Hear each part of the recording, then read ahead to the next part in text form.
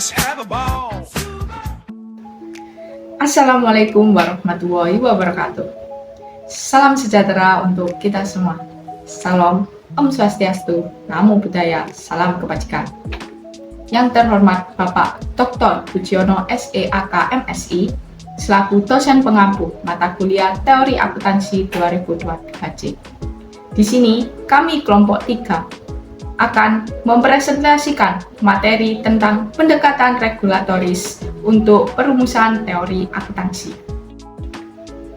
Sebelumnya, perkenalkan anggota kelompok kami. Yang pertama ada Nur Kumala dengan NIM akhir 034. Saya sendiri, Kinanti Putri dengan NIM akhir 057.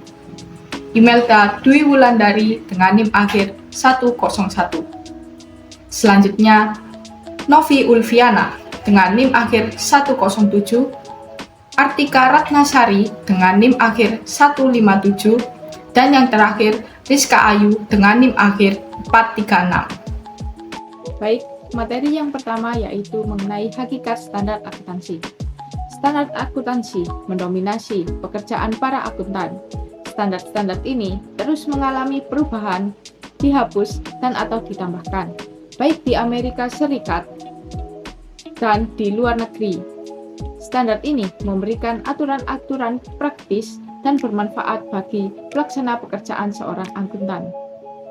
Standar akuntansi biasanya terdiri dari 3 bagian. Yang pertama yaitu deskripsi masalah yang harus dipecahkan. Yang kedua yaitu diskusi dengan pertimbangan yang sehat dan cara-cara untuk menyelesaikan masalah. Yang ketiga yaitu sejalan dengan keputusan dan teori yang ada, solusi yang disarankan. Secara umum, ketiga standar ini, terutama standar audit, dibatasi hanya untuk butir nomor 3, yaitu sejalan dengan keputusan atau teori yang ada, solusi yang disarankan, yang telah menimbulkan banyak kontroversi dengan tidak adanya teori-teori yang mendukung dan digunakannya pendekatan perumusan ad hoc. Baik, selanjutnya akan dijelaskan oleh rekan saya. Persyaratan standar menurut ED. 1. Pengungkapan metode dan asumsi. Akuntan harus memberikan informasi kepada publik tentang bagaimana mereka menyusun laporan keuangan. Tujuannya adalah untuk meningkatkan transparansi dan memberikan pemahaman yang jelas kepada pengguna laporan keuangan. Yang kedua, yaitu keseragaman dalam penyajian laporan keuangan. Standar ini bertujuan untuk memastikan bahwa laporan keuangan disajikan dengan cara yang seragam dan konsisten. Dengan adanya keseragaman, laporan keuangan dari berbagai entitas bisa lebih mudah dibandingkan satu dengan yang lainnya. Kemudian yang 3, pengungkapan masalah spesifik dan pertimbangan pengguna. Standar ini mengharuskan akuntan untuk mengungkapkan informasi tentang isu-isu tertentu yang mungkin memerlukan pertimbangan lebih lanjut dari pengguna laporan.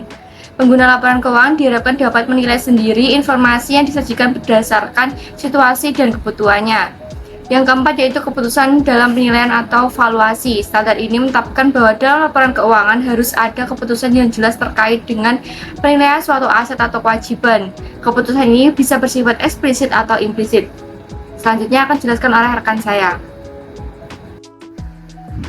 Selanjutnya, alasan mengapa standar akuntansi dibuat. Yang pertama, standar memberikan informasi mengenai posisi keuangan, kinerja, dan penyelenggaraan sebuah perusahaan kepada para pengguna informasi akuntansi. Yang kedua, standar memberikan pedoman dan aturan tindakan bagi para akuntan publik yang memungkinkan mereka untuk menerapkan kehati-hatian dan kebebasan dalam menjual keahlian dan integritas mereka dalam mengaudit laporan-laporan perusahaan dan membuktikan validitas dari laporan-laporan tersebut. Yang ketiga, standar memberikan database kepada pemerintah mengenai berbagai variabel yang dianggap sangat penting dalam pelaksanaan perpajakan, regulasi perusahaan, perencanaan, dan regulasi ekonomi, serta peningkatan efisiensi ekonomi dan sasaran-sasaran sosial lainnya. Yang keempat, standar menumbuhkan minat dalam prinsip-prinsip dan teori-teori bagi mereka yang memiliki perhatian dalam disiplin ilmu akuntansi. Selanjutnya akan dijelaskan oleh rekan saya. Baik, di sini saya akan menjelaskan tujuan penetapan standar. Penetapan standar pada akuntansi ini mungkin akan memberikan keuntungan atau kerugian bagi beberapa pihak atau perusahaan. Dan ini merupakan sebuah pilihan sosial yang harus dipilih oleh satu orang atau keputusan bersama. Jika memilih atau menggunakan kriteria kesejahteraan sosial untuk mengambil sebuah keputusan, maka muncullah pertanyaan mengenai legitimasi dari badan penyusunan standar yang tidak dipilih. Terdapat 3 pendekatan yang bisa dilakukan. Yang pertama ada pendekatan ketetapan penyajian, yang kedua pendekatan konsekuensi ekonomi, dan yang terakhir pendekatan kritikal interpretatif. Baik, di sini saya akan menjelaskan pendekatan ketepatan penyajian. Pendekatan ketetapan penyajian ini mendukung laporan secara netral atau tidak berpihak, dan pencarian ketetapan penyajian ini melalui sebuah proses penetapan standar. Untuk membuat kebijakan akuntansi, ini membuat harus mampu memberikan informasi untuk memfasilitasi pengambilan keputusan bagi para pengguna standar akuntansi.